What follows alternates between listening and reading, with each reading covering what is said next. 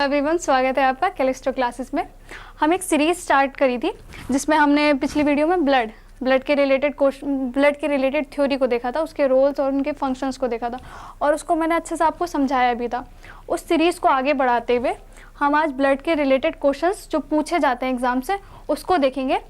I hope आप मेरे साथ ये जो सीरीज़ है, ये जो क्वेश्चंस की सीरीज़ है, इसको लगाएंगे और जो क्वेश्चंस मैं आपको कराती जाऊँगी उसको भी देखेंगे, उसको भी समझेंगे और जितने आपके सही होते जाएंगे उसको आप मुझे कमेंट बॉक्स में ज़रूर बताइएगा।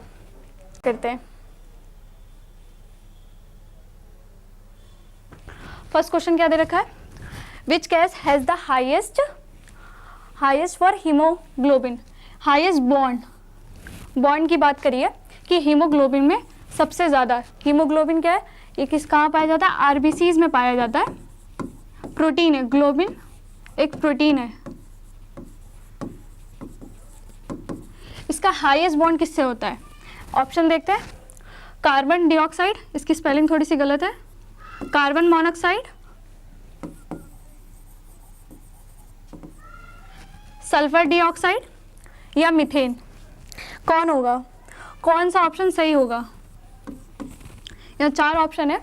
अगर आप ये सोच रहे हैं कि कार्बन डाइऑक्साइड से हाईएस्ट बॉन्ड होता है तो आप गलत हैं। क्यों? आप क्यों गलत हैं? कार्बन मोनोऑक्साइड है जिससे सबसे ज़्यादा हाईएस्ट बॉन्ड होता है। आपने सुना होगा जो लोग सर्दियों में अंगीठियाँ चला देते हैं रूम बंद करके, तो बहुत सारे केसेस होते हैं कि उनकी दम घुटने से मौत हो गई। उनकी दम घुटने से कैसे मौत हो जाती है? क्योंकि ये जो हीमोग्लोबिन है, Hb है, ये ज़्यादा बाइंड करता है ऑक्सीजन से। ये जो कार्बन मोनोऑक्साइड होती है कितना ज़्यादा बाइंड करता है? 300 गुना ज़्यादा बाइंड करता है कार्बन मोनोऑक्साइड से। इसके वजह से हम ये केसेस देखते हैं न्यूज़ में, ज़्यादातर केसेस क्या देखते हैं कि लोगों की मौत हो गई। नेक्स्ट क्वेश्चन देखते हैं। नेक्स्ट क्वेश्चन क्या है? The pumping station of blood is, यानी रक्त का पंपिंग स्टेशन कौन सा है, यानी पंप कौन करता है? तो ऑप्शन क्या है? हृदय, हार्ट, आर्टरियम, वेंट्रिकल्स या ब्लड वेसल्स। कौन सा है? ये सारा किसका है, किसका पार्ट है? ये है ब्लड सर्कुलेशन का पार्ट है।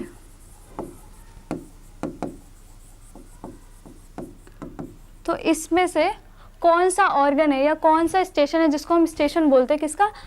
पंपिंग स्टेशन किसका? ब्लड का। हार्ट को बोलते हैं, आर्टरियम को बोलते हैं, वेंट्रिकल्स को बोलते हैं या ब्लड वेसल्स को बोलते हैं? किसको बोलते हैं?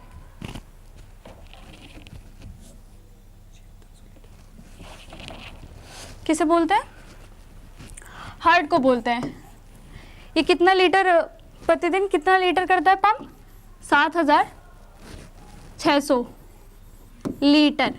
इसको याद रखिएगा, हो सकता है ये आपको अगले एमसीक्यूज में पूछ लिया जाए या एमसीक्यूज इसमें बना दिया जाए, तो ये याद रखिएगा। ये जो तीनों आर्टरियम है, वेंट्रिकल्स है और ब्लड वेसल्स है, ये तीनों ही क्या है? हार्ट के पार्ट है। आर्टरियम, वेंट्रिकल्स हार्ट के ही पार्ट हैं। जब मैं आपको हार्ट पढ़ाऊंगी तो मैं आपको इसके बारे में भी समझाऊंगी। नेक्स्ट क्वेश्चन क्या है? The blood group does not contain, इस नॉट को याद रखिएगा। अक्सर क्या होता है, हम नॉट को भूल जाते हैं क्वेश्चंस में। Not contain any antigens. Antigens क्या होते हैं? जो भी ब्लड ग्रुप होता है उसी ब्लड ग्रुप के अंदर सेम उसका एंटीजन होता है, यानी एंटीजन एक तरह का आप मान लो प्रोटीन ही है। अगर आपके पास आपका ए है, ब्लड ग्रुप है, तो आपके पास एंटीजन कैसा होगा? ए ही होगा। अगर आपके पास बी है तो आपके पास बी ही एंटीजन्स होगा। ओ है तो आपके पास कोई भी एंटीजन नहीं है। ए बी के पास ए और बी दोनों ही एंटीजन होगा। इसमें तो मैंने आपको आंसर बता ही दिया, तो इसका आंसर क्या होगा? ओ होगा, क्योंकि ओ के पास कोई भी एंटीजन नहीं होता, यानी उसमें कोई भी, ये जो एंटीजन्स मैं बता रही हूँ या ए मान लो, इसको हम बी मान लेते हैं, ये इस तरह के कोई सी भी प्रोटीन नहीं पाए जाते उसके सरफेस पे। किसके सरफेस पे होंगे? आरबीसी के सरफेस पे होंगे। आई होप आपको समझ आ रहा है। नेक्स्ट क्वेश्चन क्या है? Normal blood pressure in human is. देखा होगा हम लोगों को, मतलब मैक्सिमम सबके घर में क्या होता है, सबको कुछ ना कुछ बीपी की प्रॉब्लम होती है, ब्लड प्रेशर की प्रॉब्लम होती है। तो कितना होता है नॉर्मल? ऑप्शन क्या है? 120 प्रति 80 mm ऑफ Hg, या 100 या 80, या ऑप्शन कौन सा होगा, A, B, C या D? कौन सा ऑप्शन सही होगा इसमें से?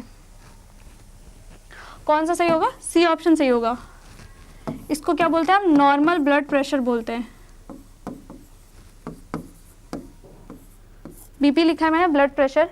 अगर इससे ज़्यादा हो, यानी 120 से ज़्यादा हो, तो इसको हम क्या बोलते हैं? हाइपरटेंशन बोलते हैं। क्या बोलते हैं? हाइपरटेंशन। और अगर 80 से नीचे है तो इसको क्या बोलेंगे हम? हाइपोटेंशन बोलेंगे।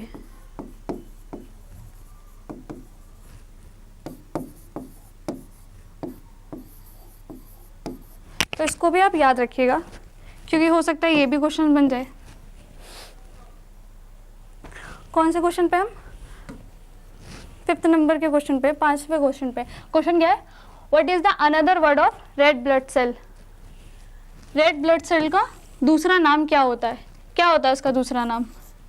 अर्थ्रोसाइट्स होता है, ल्यूकोसाइट्स होता है, क्रोडोसाइट्स होता है, या ऑस्टेरोसाइट्स होता है? क्या होता है?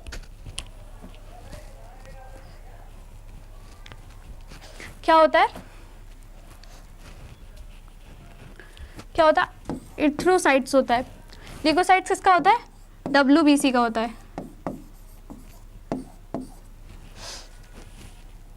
इसको याद रखिएगा। नेक्स्ट क्वेश्चन क्या है? The pH of human blood, what is the value of? pH क्या होता है? अगर आपने लिटमस पेपर देखा होगा तो उसमें हम pH नापते हैं। 7 पे क्या होता है? न्यूट्रल होता है। उसकी लेफ्ट साइड क्या होगा? बेसिक या एसिडिक होगा? बेसिक या अल्कलाइन होगा? राइट साइड क्या होगा? एसिडिक होगा। तो उसकी वैल्यू क्या होती है? उसका pH क्या होता है? किसका? ह्यूमन ब्लड का कितना होता है? ऑप्शन क्या है? 7.4 होता है, 6 होता है, 12 होता है, या 3 होता है? क्या होता है? हिंट देती हूँ मैं आपको। ब्लड कैसा होता है हमारा? स्लाइटली अल्कलाइन होगा। तो स्लाइटली अल्कलाइन कौन सा दिखेगा? 6 तो नहीं होगा, क्योंकि ये एसिडिक है। 12 भी नहीं हो सकता।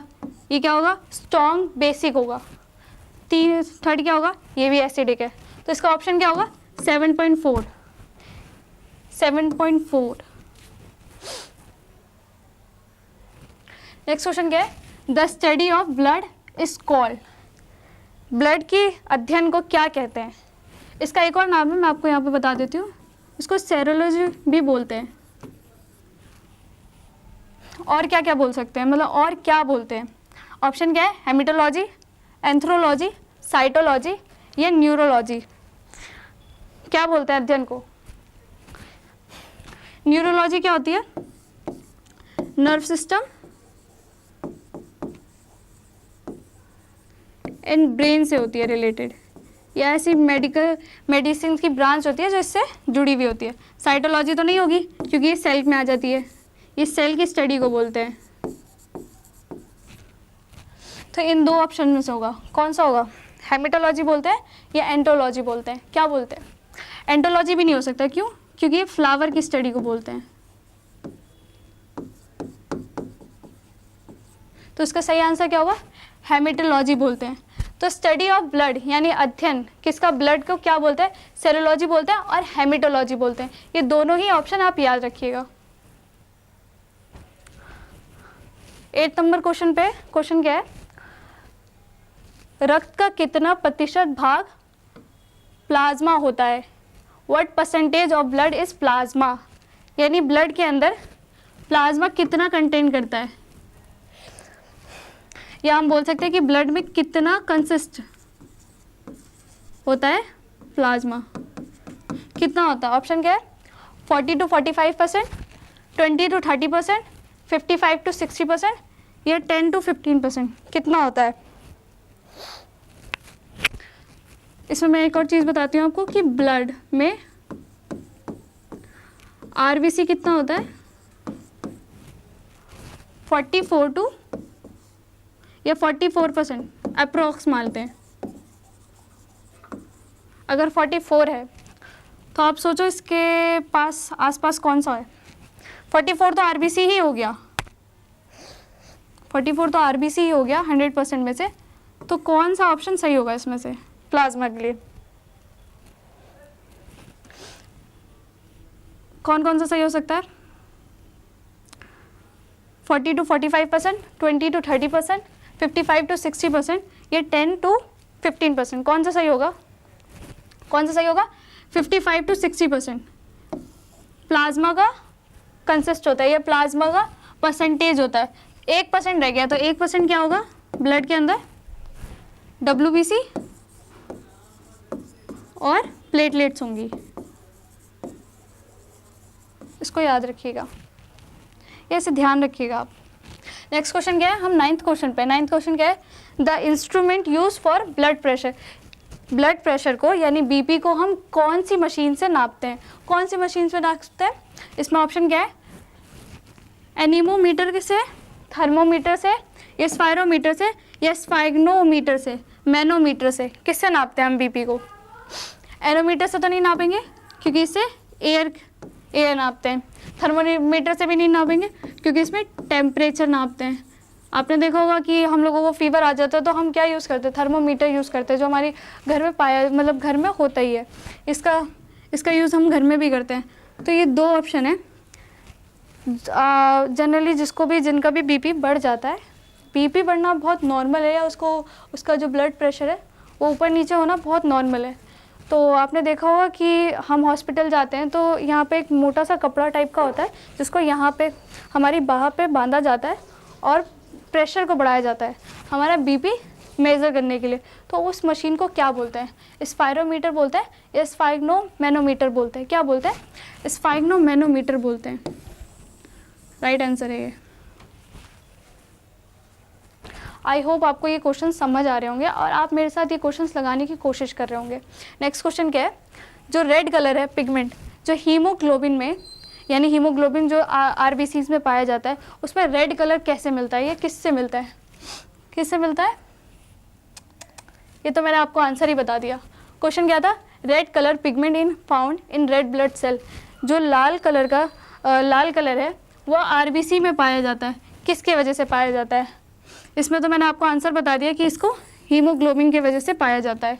इसमें जो ग्लोबिन है ये प्रोटीन है और हीमो क्या है? आयरन है। इससे भी याद रखिएगा।